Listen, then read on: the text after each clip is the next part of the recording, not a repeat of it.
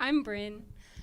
My question is about the book of Revelation, because often people see it as a very scary and intimidating book. But could you kind of explain it in a lighter way and kind of like tell us about More like a comedy. the return? Yeah. Yeah. In fact, I'll tell you, this is the point of Revelation for me, the book. And by the way, first off, can I thank you for making it singular and not plural? You know, this is one of my pet peeves. There's so many people who will talk about the book as if it's the book of Revelations. It's not. It's the book of Revelation because it's one revelation. It's the revelation of Jesus Christ.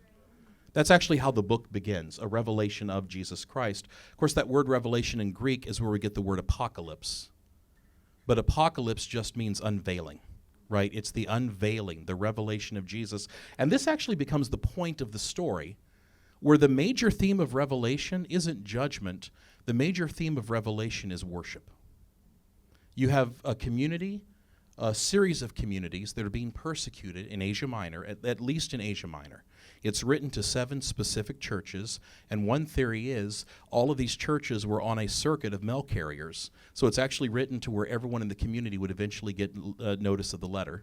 Written to these 7 churches who are being persecuted for their faith. And here's the thing, if you're a Christian and you have the entire world against you, it really raises the question, what if I'm the one who's wrong and they're the one who's right? And the letter is designed to show a revelation of Jesus that really, when you come to worship in your community and there's no one outside of your church that recognizes that Jesus is someone worth serving, and it seems like the whole world thinks you're crazy, what's actually happening in your little community of 20 Christians is actually what's real. And it's what's right. And it's what's going to last. So where does Revelation begin? You have this vision of Jesus that takes us to 7 letters written to these 7 churches, to this other vision where you see the throne of God. And on the throne of God, you actually find, it says it's the Lion of Judah, but I looked, and rather than seeing a lion, I saw a lamb that looked like it was slain. And everyone is worshiping, because this is the throne room of God. Jesus is seated on the throne, and it's Jesus who has the right to open up the scroll that tells us the rest of the story. Here's how things are coming to an end. But the point repeatedly is that God is the one who is saving his creation. Every story of judgment is a story of God at work trying to save the whole. So even when there are things that fail, so you get to say Revelation 19, and you have the fall of Babylon, and you have Babylon falling and people mourning. People mourn because they made money off Babylon, and it actually says we made money off slavery. And now that slavery is no more. Our human trafficking business is gone. Oh, what's going to happen to us? The very next chapter opens with the praise of God, because you have finally ended this suffering for other people. What God is doing is he's not destroying the world, he's restoring the world.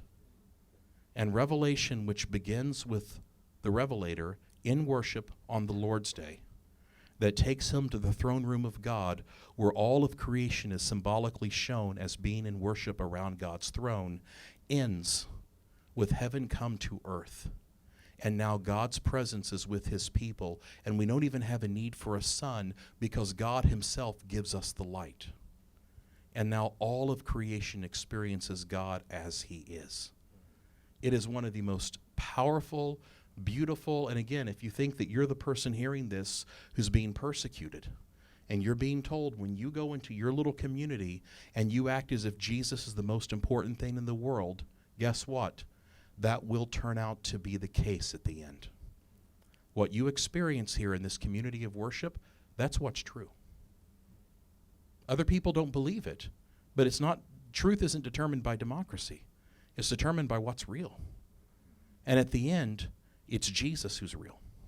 So is that light enough? Okay. Great.